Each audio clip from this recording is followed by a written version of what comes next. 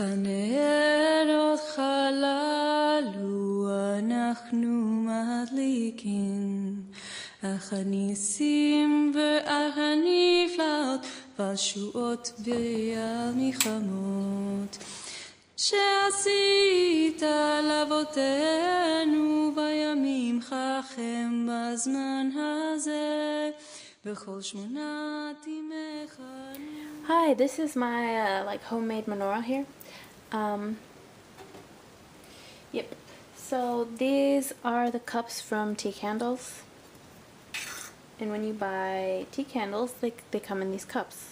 And all you do is you just take them out. Put them in, take them out. And these are the cups. And you can use these cups for an oil menorah, which when I actually celebrate Hanukkah, that's probably what I'll be using. You just need to buy floating wicks, which you can probably get at any Judaica store or even craft stores. But probably the best deal you can get would be on the internet. So you would fill that with oil and then you add your wick according to whatever instructions come on the pack, and then you light the wick once it's in there, and you'll have a real oil menorah. An alternative to the tea candle cups or the tea candles is actually just like a votive candle holder, some kind of candle holder like this. That is heat resistant, and you can add the oil into that and line them up if you had 8 of them, and then put your floating wick in there and light it. Now that would be nicer than just tea candle cups. Another thing, these are 8-hour tea candles. Here I have a 4-hour tea candle, and they actually give a nicer light, these smaller ones. Because there's less of a shadow. Like let's say you have this only half full, you have the entire top half that will cast a shadow on the light, so it won't be very bright, but it's brighter with these smaller ones. But anyway, I'm using these 8-hour ones as an example just to show you. So yeah, I'm using this lotus candle holder. It's shaped like a lotus, or a water lily, or just kind of like a lily.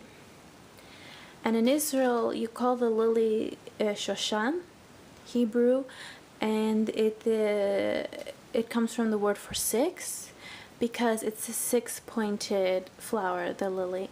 And the lily is a symbol of Israel. And I believe, and there are other people who believe, that the origin of the Star of David comes from the lily. So if you look at it this way, from this direction, it looks more like the Star of David if you just look at the edges. Anyway, so I like to use that for my menorah. And it's resting on, actually this is a baking tray that is not being used for baking. So if you have like a cookie sheet, and this is turned upside down just so there will be less heat directly on the table and it's a bit safer. So if you have a silver serving platter, or like some, a big serving platter from like Thanksgiving, that you can just designate for Hanukkah and just use it only for your menorah, or you can just buy something at the store, even like long Pyrex dishes or Corningware, something that's safe to put this in, because these tea candles can get pretty hot.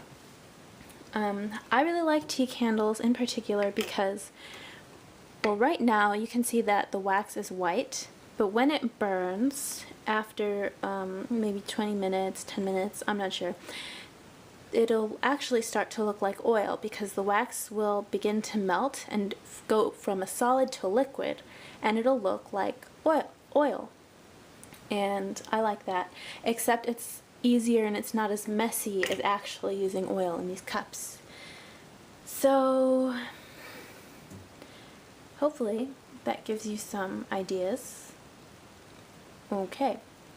Now another thing, obviously you can't pick up this tea candle and distribute the flame. Like, this is the shamash, The shamash just has to be different from the actual Hanukkah lights. So there's only 8 Hanukkah lights, and the 9th is the helper candle. Now usually if you have a menorah with candles like this, you can just pick up your shamash and then light the others. But it's not practical at all to pick up a tea candle shamash and distribute the flame that way. So you need yet another candle to help distribute the flame like this, or even something this big.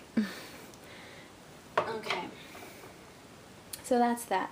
Now I'm going to do a video on the blessings for Hanukkah and also the main songs. Okay, and I want to add one more thing, is that if you use candles or tea candles, there are special Hanukkah candles that you can buy, and they light really quickly, and they don't and there's no liquid. They just evaporate right away. I think they're called no drip candles that you can buy. But anyway, as you can see, my shamash has already been lit. The wick is black. This is a fresh tea candle. You can see the wick. If you use candles at all, you know that sometimes with certain candles, it's hard. It takes a few seconds to actually light a fresh wick. But an already used wick will light like instantly as soon as the flame touches it. So what I like to do is, even before you officially start lighting your Hanukkah candles, is just to light that wick, or light whatever wicks you need to do, then blow them out, and then just leave the candles until you're ready to actually do your little Hanukkah ceremony. So it's a lot easier if you've already got them pre-lit. That way you won't have any muss or fuss about actually lighting them. But if you use fresh candles, you're gonna, sometimes you have to struggle a bit to get it to light. So it's better if you have it kind of pre-lit like this. Anyway, so that was just a quick video, like how to, if you want to make your own menorah really easily and without spending a ton of money, you can just use the tea candles. It's really good. I actually, like I said earlier, the 4-hour ones are a bit nicer. I mean, it really is that easy. It's not a big deal. And if you really want to make something really nice and pretty and more elaborate, you can Google homemade menorahs, or homemade candle holders and stuff like that, and actually look at the different kinds that are out there, and you can get lots of really nice ideas. This is actually very plain, but it's very practical. You can do it for every member of your family without much of a problem. So yeah, there you go. בכל 8 ימי חנוכה הנרות חללו קודשם, ואין לנו רשות להשתמש בהם.